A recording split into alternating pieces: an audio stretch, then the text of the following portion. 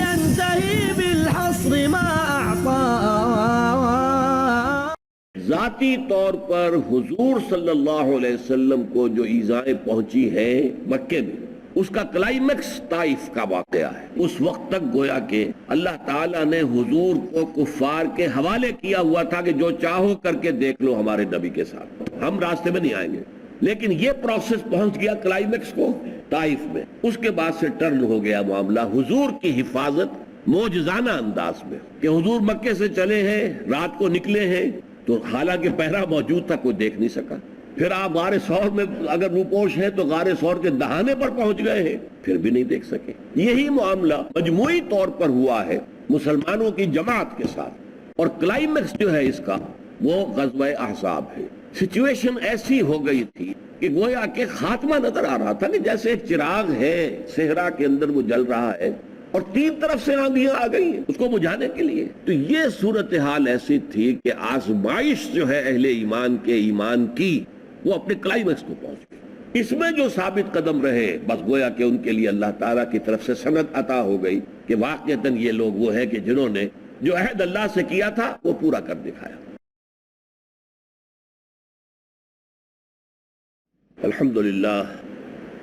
الحمدللہ وکفا والصلاة والسلام علی عباده الذین اصطفى، خصوصاً علی افضلهم وخاتم النبیین محمد الامین وعلی آلہ وصحبہ اجمعین. اما بعد فقد قال اللہ تبارک وتعالی کما ورد فی سورة الفتح: اعوذ باللہ من الشیطان الرجیم، بسم اللہ الرحمن الرحیم. انا فتحنا لک فتحا مبینا لیغفر لک اللہ ما تقدم من ذنبک وما تأخر ویتم نعمته علیک ویہدیک صراطا مستقیما وینصرک اللہ نصرا عزیزا. هو الذي أنزل السكينة في قلوب المؤمنين ليزدادوا إيمانا مع إيمانهم ولله جنود السماوات والأرض وكان الله عليما حكيما. رب اشرح لي صدري ويسر لي أمري واحلل عقدة من لساني يفقهوا قولي. اس سے پہلے ہم سورہ احزاب کے بارے میں گفتگو کر چکے ہیں، اور سورہ احزاب ہی کی متعلقہ جو آیات ہیں ان پر بھی گفتگو ہو چکی ہے. میں نے عرض کر دیا تھا کہ اس اعتبار سے سورہ احزاب جو ہے وہ بہت اہمیت کی حامل ہے، اور غزوہ احزاب اصل میں اس موقع پر مسلمانوں کے لیے بحیثیت مجموعی اجتماعی طور پر اللہ کی طرف سے امتحان، ابتلاء اور آزمائش کا کلائمیکس ہو گیا، پوری انتہا کو پہنچ گیا. چنانچہ جو منافقین اپنے نفاق کو دلوں میں چھپائے ہوئے تھے ان کا نفاق ان کی زبانوں پر آ گیا. ہمیں تو اللہ اور اس کے رسول نے جو وعدوں کے سب باغ دکھائے تھے وہ سب جھوٹے ثابت ہوئے. ان کا نفاق ان کی زبانوں پر آ گیا. اگرچہ اس کے بعد صرف یہ امتحان ہی مقصود تھا، اس کے بعد بغیر کسی باقاعدہ جنگ کے اللہ تعالیٰ نے وہ فتح عطا کی ہے کہ ایک آندھی بھیج دی، اور اس سے جو کفار کے لشکر تھے 12,000 کے قریب، بلکہ اس سے بھی زائد، بھگدڑ مچی. اس میں جو دیگیں چولہوں پر چڑھی ہوئی تھی وہ الٹ گئیں، آگ لگ گئی خیموں میں. پھر انہوں نے وہاں سے خیمے اکھاڑے اور اپنے اپنے گھروں کو چلے گئے. گویا کہ ایک سچویشن کریٹ ہو گئی تھی کہ جس میں امتحان شدید ترین ہو گیا، اور مقصد کیا تھا کہ دودھ کا دودھ پانی کا پانی علیحدہ ہو جائے، معلوم ہو جائے کہ کون منافقین ہے حقیقتاً اور کون واقعتاً مومنین. اس کے آخر میں حضور نے فرما دیا تھا ہر چیز اپنی ایک انتہا کو پہنچ کر، ہر کمال رازوال جس کو کہا جاتا ہے، جیسے کہ ہر جزر کے بعد مد ہے، ہر مد کے بعد جزر ہے، تو اسی طریقے سے یہ جو نقطہ عروج آ گیا مسلمانوں کے امتحان کا، اور اس میں جو اہل ایمان کامیاب ہوئے ان کو حضور نے خوشخبری سنا دی تھی: اے مسلمانوں، اس سال کے بعد اب قریش کبھی تم پر حملہ آور ہو کر نہیں آ سکے گے. ان کی ہمتیں اب جواب دے گئی، بلکہ اب تمہاری طرف سے آغاز ہوگا. اور اسی زمانے میں سورہ صف نازل ہوئی جس میں کہ یہ وعدہ بھی آ گیا: وَأُخْرَى تُحِبُّونَهَا نَصْرٌ مِّنَ اللَّهِ وَفَتْحٌ قَرِيبٌ.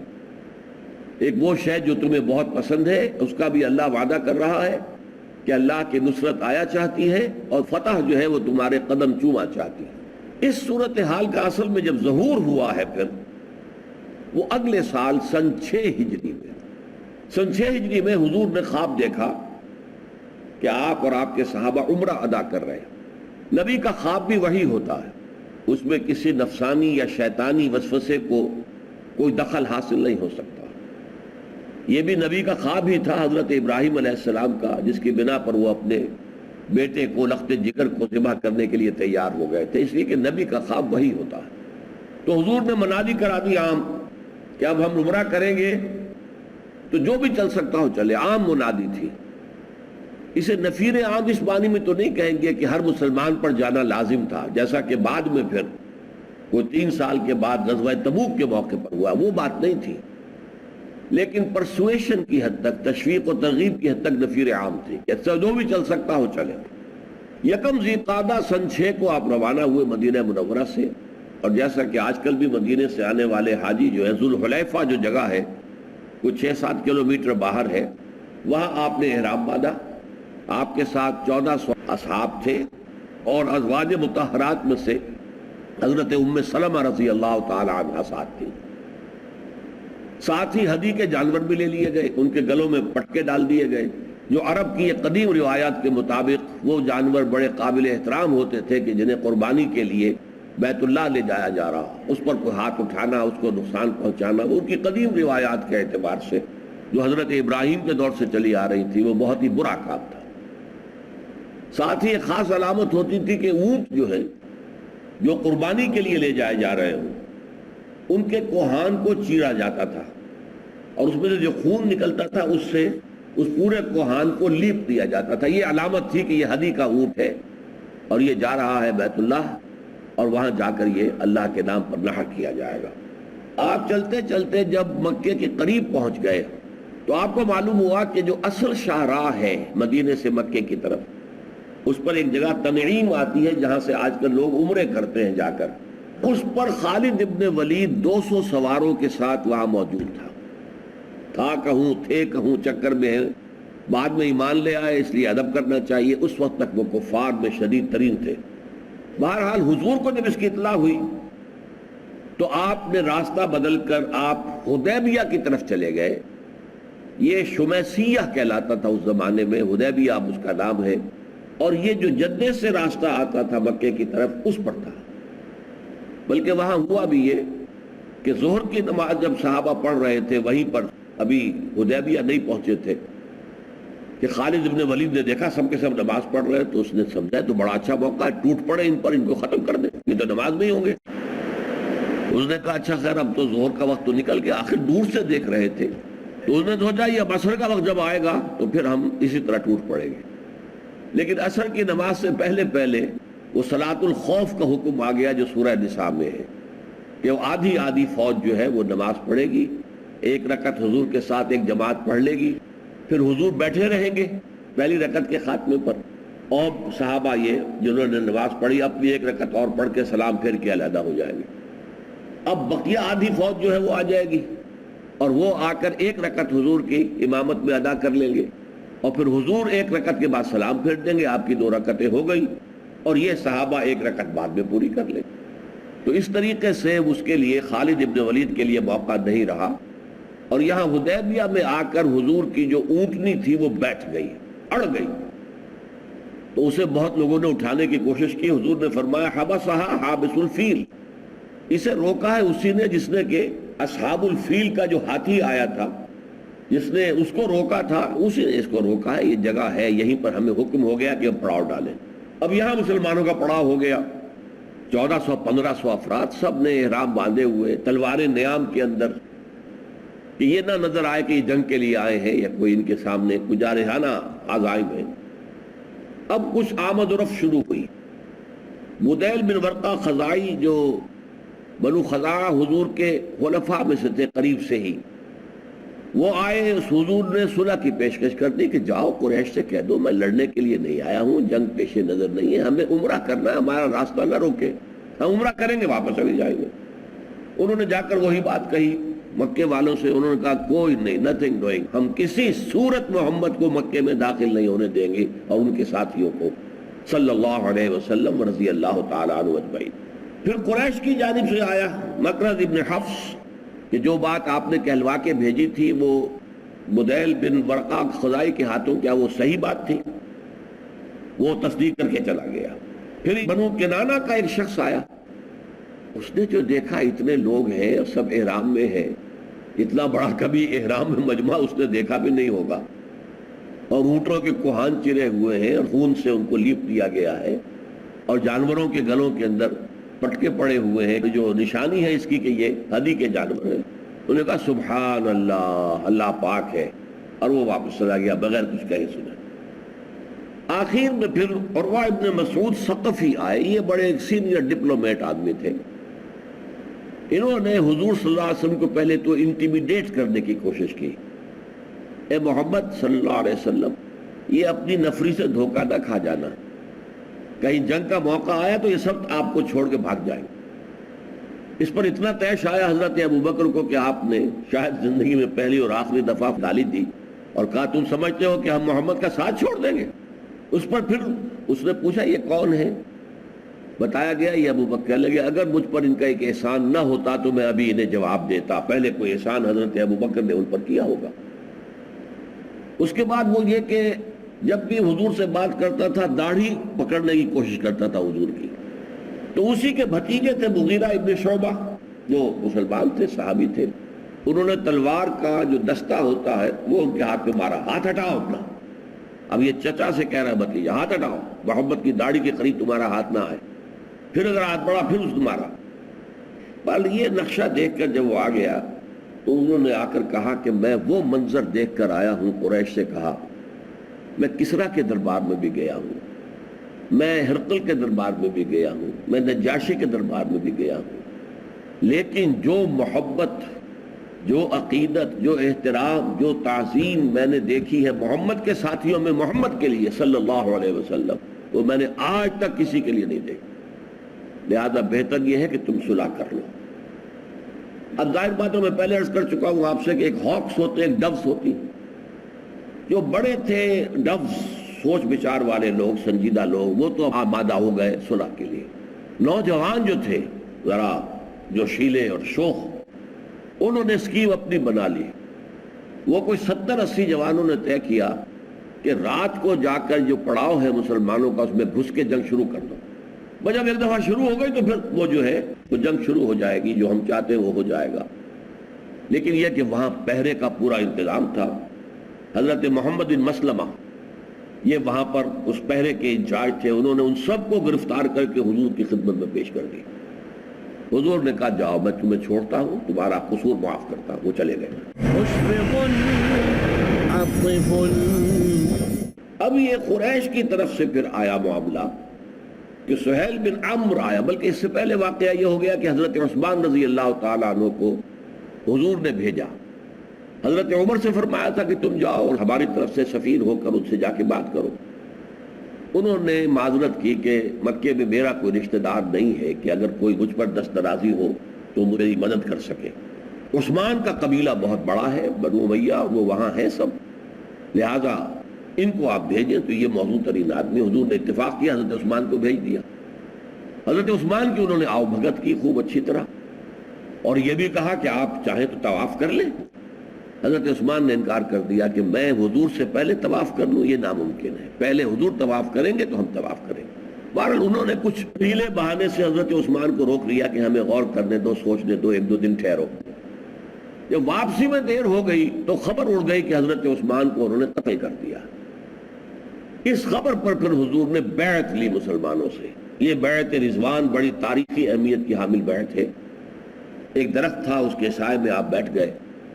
حضرت عمر نے آپ کا دست مبارک ہاتھ میں اپنے اٹھایا ہوا تھا سپورٹ دینے کے لیے، ورنہ 1400 آدمیوں سے ایک ایک کر کے چونکہ بیعت لی گئی ہے وہاں ہر ایک سے، تو وہ تو دست مبارک جو ہے اس کے لیے مشقت ہو جاتی بہت۔ تو حضرت عمر نے نیچے سے حضور کے ہاتھ کو سہارا دیا ہوا تھا، اور 1400 آدمیوں نے وہ بیعت کی حضور کے ساتھ صلی اللہ علیہ وسلم۔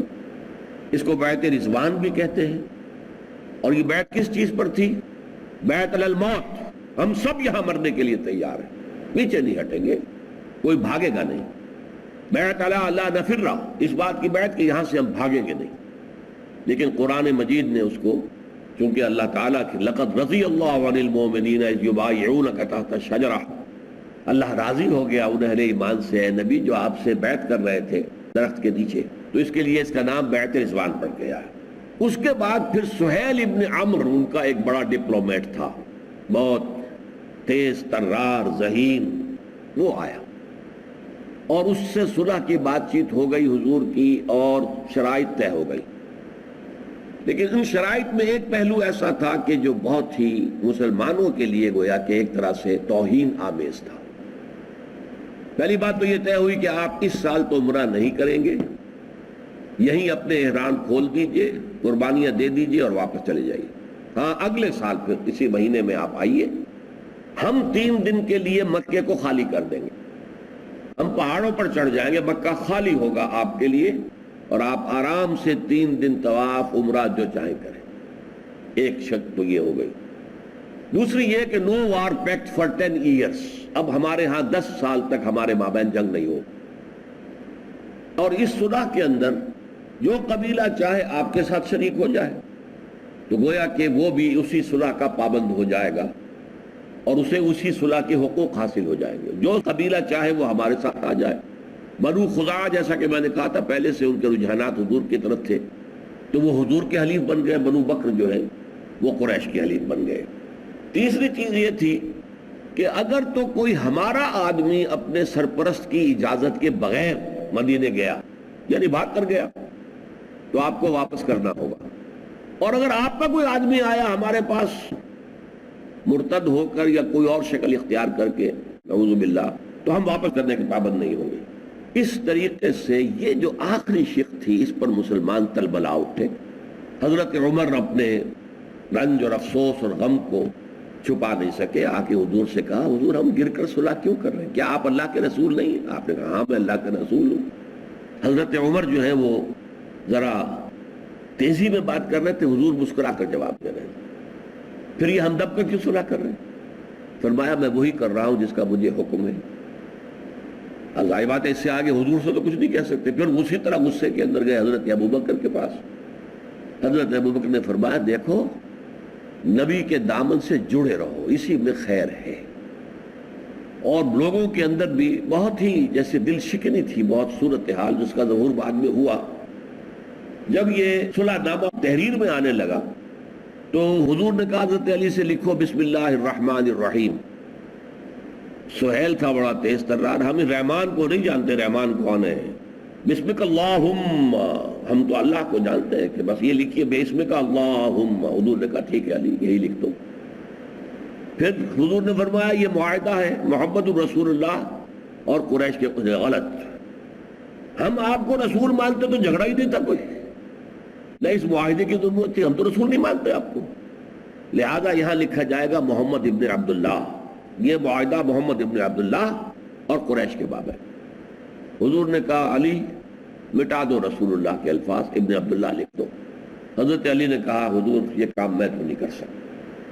میں یہ واقعہ اس لیے بتا رہا ہوں کہ معلوم ہو جائے کہ جو رویہ حضرت عمر کا تھا وہی حضرت علی کا بھی تھا۔ حالانکہ حضور کا حکم تو تھا مٹا دو، اور الامر فوق الادب، قاعدہ یہی ہے جب حکم آ جائے تو ادب وغیرہ علیحدہ رہ جائے گا، حکم ماننا ہوگا۔ لیکن یہ غیرت دینی اور حمیت دینی تھی جس کی وجہ سے حضرت عمر مضطرب ہوئے، اور یہی غیرت دینی تھی جس کی وجہ سے حضرت علی نے کہہ دیا حضور یہ میں نہیں کر سکتا۔ حضور فرمایا مجھے بتاؤ کہاں لکھا ہے؟ آپ تو پڑھے لکھے تھے نہیں، آپ نے اپنے انگوٹھے سے اس کو مٹا دیا۔ بہرحال وہ صلح کی شرائط سب طے ہو گئی۔ اتنے میں ایک امتحان مسلمانوں کے لیے اتنا شدید آ گیا۔ ابو جندل اسی کے بیٹے سہیل بن عمرو کے، جسے اس نے بیڑیاں ہتکڑیاں ڈال کے اپنے گھر میں باندھا ہوا تھا، وہ کسی طریقے سے جان چھڑا کے بیڑیاں پاؤں میں پڑی ہوئی کسی طرح گھسٹتے گھسٹتے پہنچ گئے عین وقت کے اوپر، اور مسلمانوں کے سامنے اپنے آپ کو لا کے ڈال دیا۔ اب سہیل نے کہا لو محمد پہلا امتحان صلح کا ہو گیا، اسے اب واپس کرو۔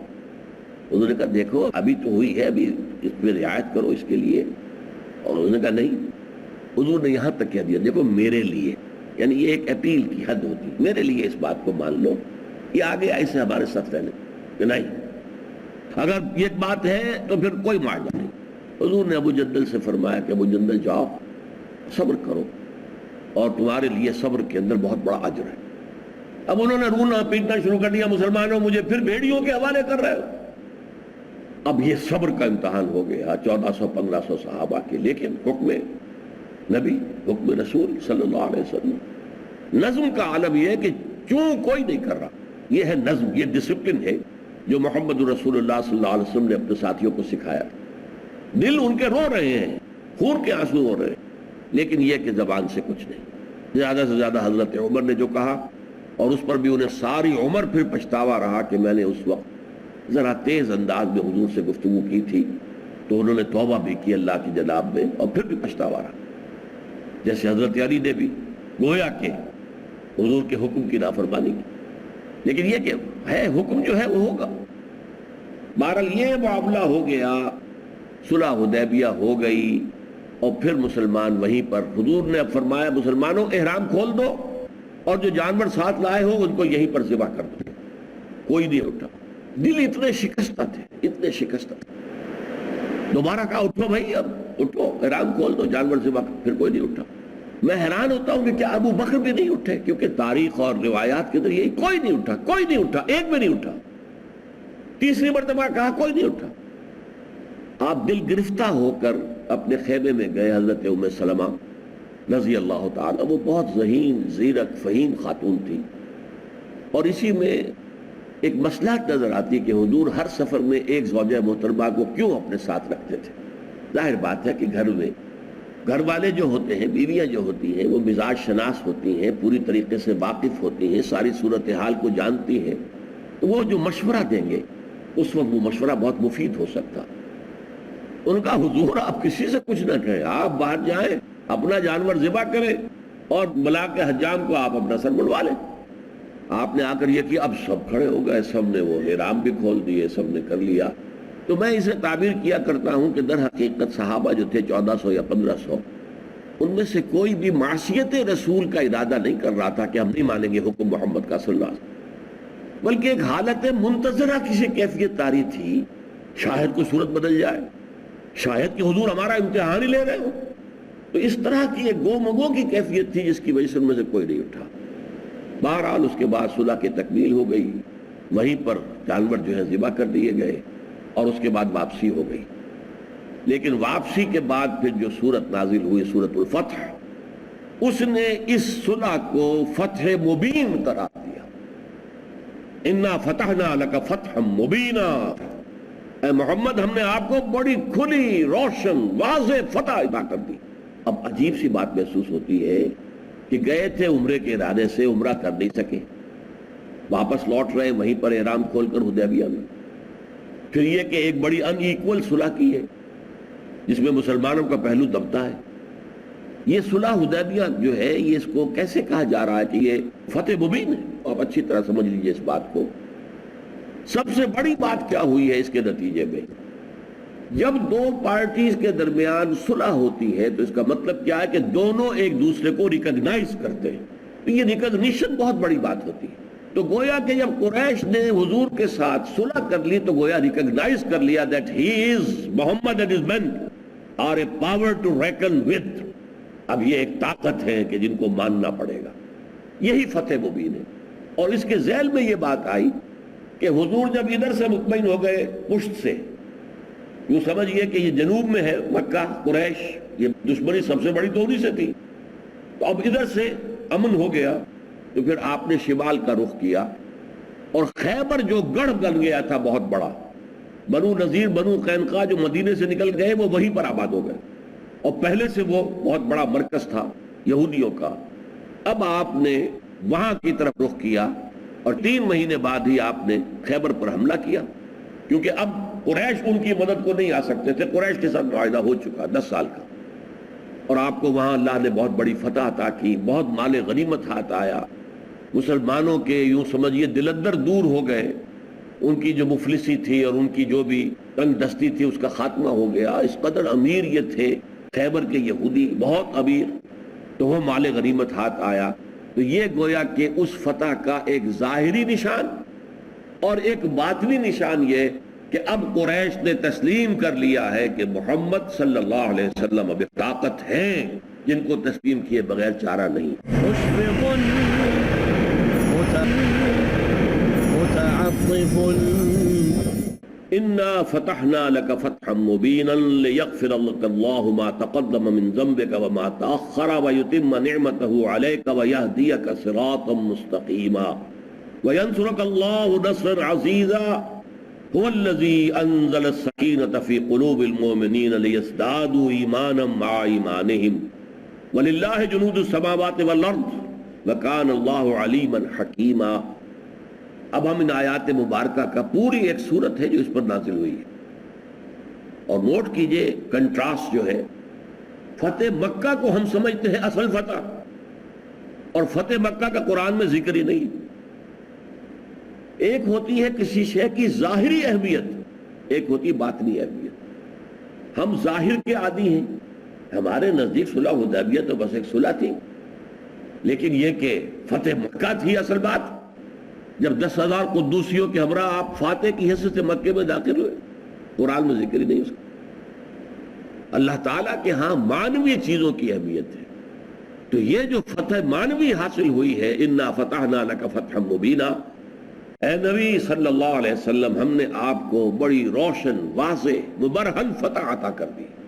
اب اس سے اگلی جو یہ اس آیت کا مضمون ہے، یہ قرآن مجید کے نازک ترین مقامات میں سے نازک، حضور کا مقام و مرتبہ، حضور کی حیثیت، اللہ سے آپ کا قرب، اللہ کے آپ حبیب، اللہ کے محبوب، معصوم، پیدائشی طور پر معصوم، کسی خطا کا ظہور آپ سے وحی کے آغاز سے پہلے کی 40 سالہ زندگی میں بھی نہیں ہوا.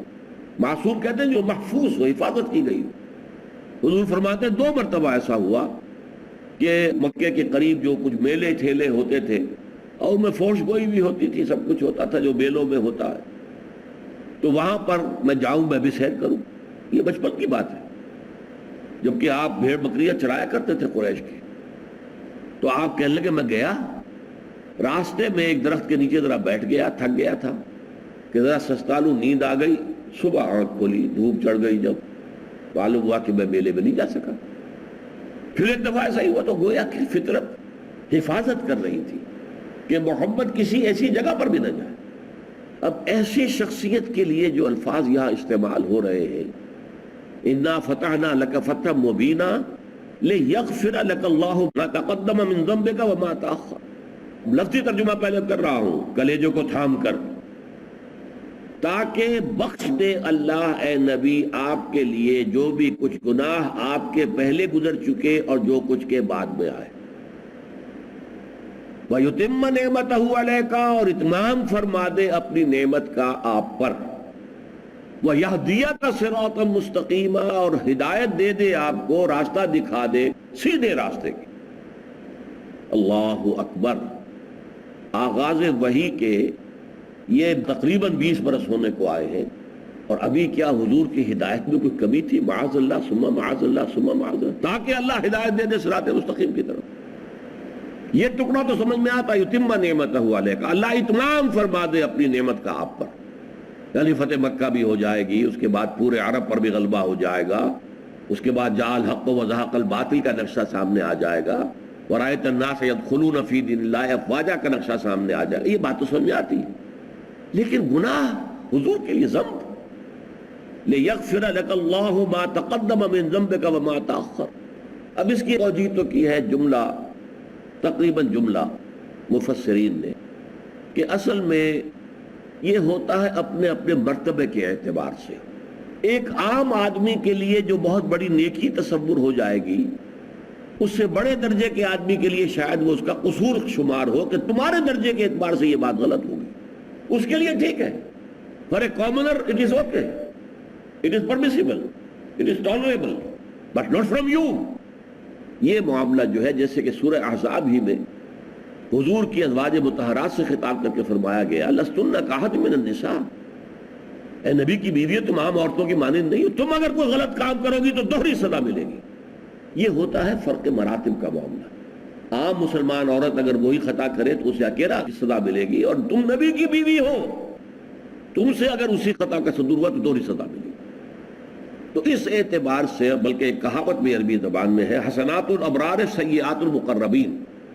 ایک ابرار ہوتے ہیں بہت نیک بندے اللہ کے، ایک مقربین ہوتے ہیں مقربین بارگاہ، جنہیں اللہ نے اپنا بہت ہی قرب عطا کر دیا۔ ان کے مقام سے ہو سکتا ہے کوئی شے خطا شمار ہو، جبکہ ابرار کے لیے وہی شے بہت بڑی نیکی شمار ہو۔ اٹس آل ریلیٹو، ہر چیز جو ہے اس کے اندر یہ اعتباری ایک کیفیت ہوتی ہے، اور نسبت کے اعتبار سے تو لفظ جو استعمال کیا گیا، یہ ضم کا لفظ جو ہے، جیسے کہ حضور فرماتے ہیں انی لاستغفر اللہ 70 مرۃ فی کل یوم، میں روزانہ 70 مرتبہ اللہ سے استغفار کرتا ہوں، تو حضور سے کون سی خطا سرزد ہو جاتی؟ یہ تو ہے عام اس کا جو مفسرین نے اس کی تشریح کی ہے، اور واقعتاً یہ صحیح ہے۔ حضور سے بھی آخر غزوہ احد میں ایک جملہ آپ کی زبان سے نکل گیا تھا، جب تلوار پڑا چہرے پر، اور پھر جب وہ دانت نکالے گئے ہیں، جو کڑیاں تھی خود کی، اور خون کا فوارہ چھوٹا ہے، پورا چہرہ جو ہے خون کے اندر رگا گیا، تو الفاظ نکل گئے، کیف یہدی اللہ قوما خضبوا وجہ نبیہم بالدم، اللہ اس قوم کو کیسے ہدایت دے گا جس نے اپنے نبی کے چہرے کو خون سے رنگین کر دیا؟ فرما دیا لیس لک من الامر شیء، اے نبی آپ کے لیے کوئی معاملہ اختیار کا نہیں ہے، اللہ چاہے انہیں توبہ کی توفیق دے دے، چاہے تو انہیں سزا دے، تو اس وقت وہ فاسق تو ہیں، لیکن اختیار آپ کا نہیں ہے، آپ فیصلہ نہیں کر سکتے۔ چنانچہ میں نے بتایا تھا غزوہ احد کے ضمن میں کہ وہ واحد شخص جس کی وجہ سے وہ عارضی شکست ہوئی ہے وہ خالد ابن ولید تھا، اور وہی خالد ابن ولید ہے جو پھر حضور سے خطاب لے رہا ہے، خالد سیف من سیوف اللہ، جس کی تلوار نے جو بعد میں کام کیا حضرت ابو بکر صدیق کے دور خلافت میں، شام کے محاذ کے اوپر جو جوہر دکھائے ہیں، یہ تو پوری دنیا میں خالد جو ہے سیف اللہ۔ تو اس اعتبار سے، لیکن وہ بھی وہی تھے کہ جن کی وجہ سے وہ عارض شکست ہوئی تھی۔ تو یہ جو کوئی کہیں وہ خطا کہ جو حضور کے مرتبے کے اعتبار سے خطا شمار ہو، ہمارے اعتبار سے نہیں، تو اپنے اوپر قیاس نہ کرو ان پاک باز لوگوں کا۔ انا فتحنا لک فتحا مبینا لیغفر لک اللہ ما تقدم من ذنبک وما تأخر، ذنب کا لفظ آتا ہے کوتاہی کے لیے، یہ گناہ بمعنی معصیت کے نہیں، کوتاہی۔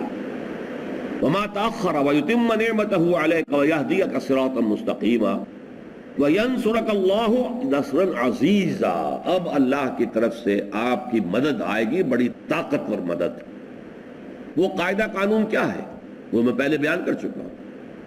آزمائش جب اپنی انتہا کو پہنچ جائے تو پھر اللہ کی طرف سے غیبی نصرت آنی شروع ہو جاتی، اگر اس آزمائش میں کامیاب ہو گئے۔ ذاتی طور پر طائف کے دن 3 دن حضور کی اپنی حیات طیبہ میں ذاتی اور شخصی اعتبار سے کلائمیکس تھا ابتلاء و آزمائش کا۔ اس کے بعد سے آپ کی اللہ تعالیٰ نے مدد کیسے شروع کی کہ مکے سے نکلے ہیں تو گھر کے چاروں طرف پہرا آیا، کوئی دیکھ نہیں سکا۔ غار ثور میں اگر روپوش ہے تو پہنچ گئے دہانے تک، کھوجی ان کو لے آیا ہے، لیکن یہ کہ انہوں نے جھانکنا بھی گوارا نہیں کیا، یہاں اس کے اندر کوئی کیسے ہو سکتا۔ اور پھر وہ آپ کو معلوم ہے سراقہ ابن مالک کا گھوڑا جو ہے، اس کے 2 اگلے پاؤں 2 مرتبہ جو ہے وہ مٹی میں دھس گئے۔ تو یہ ساری جو ہے معجزانہ کہہ لے، خرق عادت کہہ لے، مدد آئی ہے۔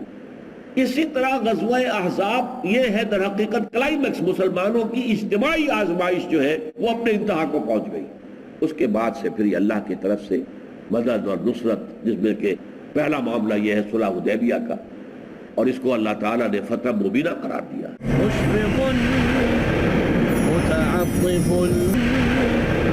متعطف وَيَنْصُرَكَ اللَّهُ نَصْرًا عَزِيزًا، اللہ تعالیٰ آپ کی مدد کرے گا، آپ زبردست مدد، قوت والی مدد۔ هُوَ الَّذِي أَنزَلَ السَّكِينَةَ فِي قُلُوبِ الْمُؤْمِنِينَ، وہی ہے جس نے نازل کر دی تھی سکینت، اطمینان اہل ایمان کے دلوں میں۔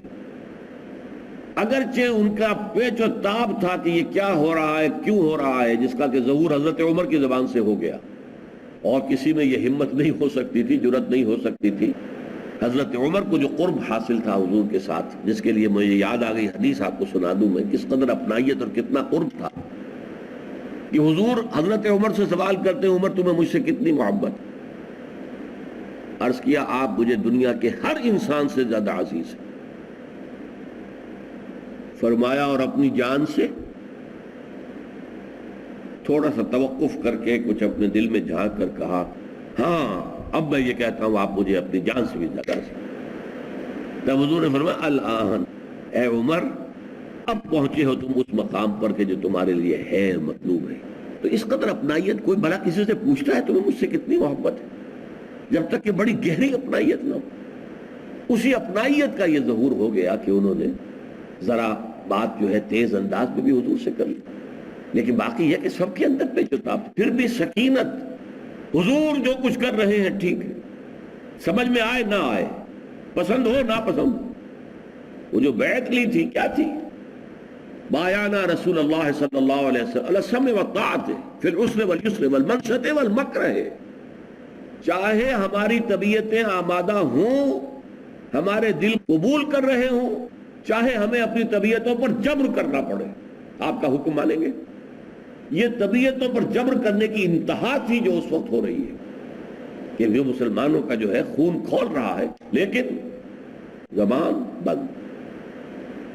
جیسے کہ حضور کے صاحبزادے جو کافی آپ کی عمر کے اواخر میں جو ہوئے تھے، حضرت ماریہ قبطیہ کے بطن سے حضرت ابراہیم، جب ان کا انتقال ہو رہا عالم نزع میں تھے وہ، تو حضور کو خبر دی جا کر کے وہ معاملہ اب اس حد تک پہنچ گیا. تو آپ آئے، دیکھا، بچے کو ہاتھ میں لیا. اب وہ نزع کی کیفیت میں تھا، آپ کی آنکھوں میں 2 آنسو آ گئے. اب لوگوں نے کہا حضور آپ کے آنکھ میں آنسو. فرمایا کہ یہ اللہ کی رحمت ہے جو اس نے ہمارے دلوں میں رکھ دی ہے. باقی ہم زبان سے یہی کہیں گے کہ اللہ جو تجھے منظور ہے، تیرا مال تھا تو نے لے لیا، کوئی احتجاج نہیں ہماری طرف سے. لیکن ایک فطری ایک جذبہ ہوتا ہے، فطری ایک کیفیت ہے جسے کہ ہم آج کہتے ہیں اپنی فزیولوجیکل طرز میں ایک ریفلیکس ایکشن ہوتا ہے. اگر آپ کا ہاتھ یہاں رکھا ہوا کسی چیز نے کاٹا، فوراً آپ کا ہاتھ وہاں سے ہٹے گا. ابھی آپ نے سوچا تک نہیں ہے کہ کیا ہوا ہوگا، لیکن یہ ریفلیکس ایکشن ہے جس میں کہ آپ کے اپنے سوچ کو کوئی دخل ہی نہیں ہوتا، وہ فوری عمل ہوتا، فوری رد عمل. تو فوری رد عمل کے طور پر ان کے دلوں کے اندر خون ان کا کھول رہا تھا، لیکن سکینت زبان پر وہی ہے جو اللہ کے رسول کر رہے. ٹھیک ہے. هو الذي انزل السكينة في قلوب المؤمنين ليزدادوا ایمانا مع ایمانهم، تاکہ وہ اور اضافہ کر لیں اپنے ایمانوں میں، اپنے ایمانوں کے ساتھ. جتنا کچھ ایمان اللہ نے پہلے دیا ہوا تھا، اس تسلیم و رضا کی نتیجے میں ان کے ایمان میں اضافہ ہو گیا.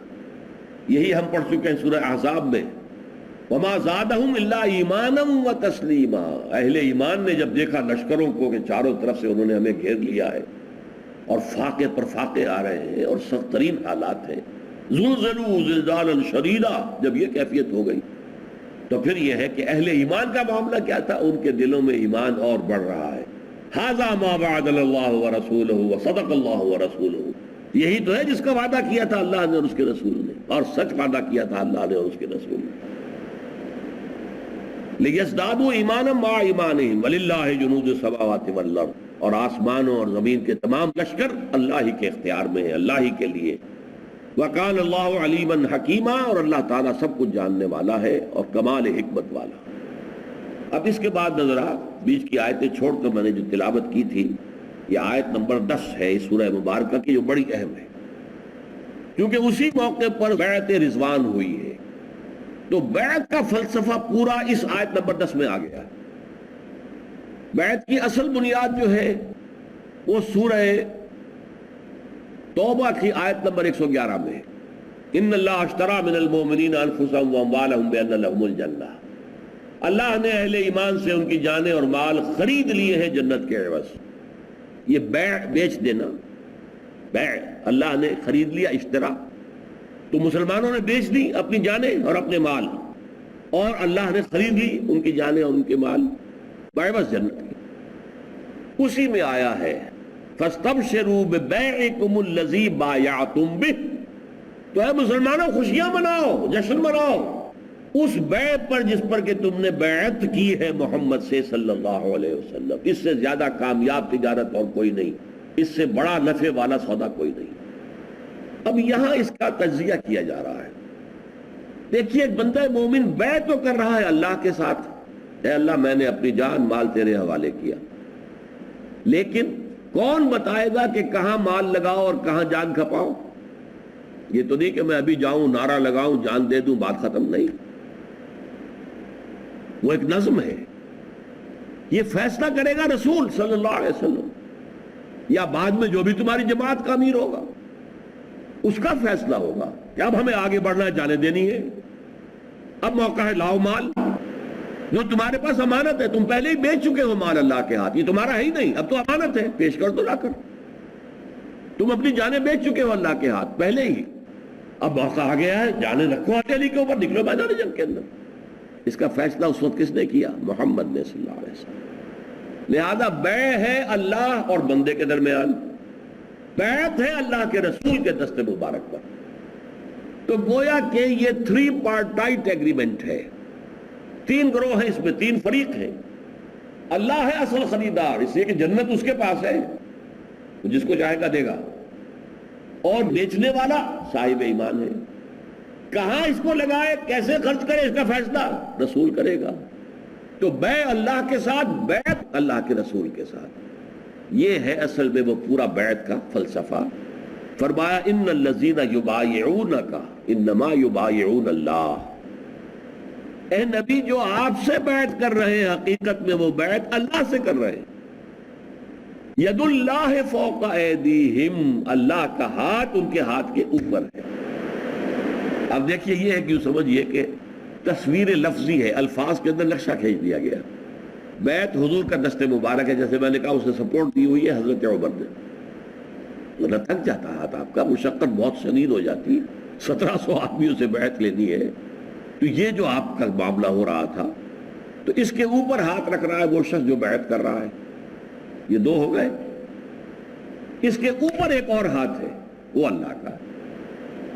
ید اللہ فوق ایدیہم، نیچے ہاتھ نبی کا ہے جس پر بیعت ہو رہی ہے، اور اس کے اوپر ہاتھ جو بیعت کرنے والا ہے اس کا ہے، اس کے اوپر ہاتھ اللہ کا ہے۔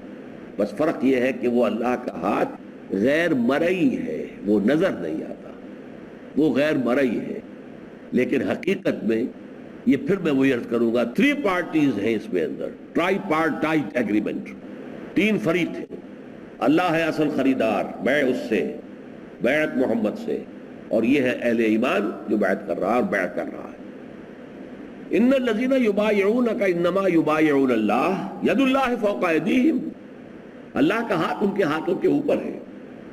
فمن نکث فانما ینکث علی نفسہ، یہ نقص کا لفظ جو ہے عربی کی جو ایک ہے لغت کی بھی فہم ہوتا ہے لغت کا، تو اس میں یہ نقص، نون قاف صاد، نقص کے معنی بھی توڑ دینا، ختم کر دینا، نقض نون قاف ضاد وہ بھی توڑ دینا، نقص یہ ہلکا ہو گیا، نون اب قاف چھوٹا آ گیا اور سا آ گئی، نقص یہ بھی توڑ دینے کے معنی۔ فمن نقص، جو اس بیعت کو توڑ دے گا، فإنما ينقص على نفسه، وہ اس کا سارا وبال اپنے اوپر لے گا، نبی کو کوئی نقصان نہیں ہوگا، مسلمانوں کو کوئی نقصان نہیں ہوگا۔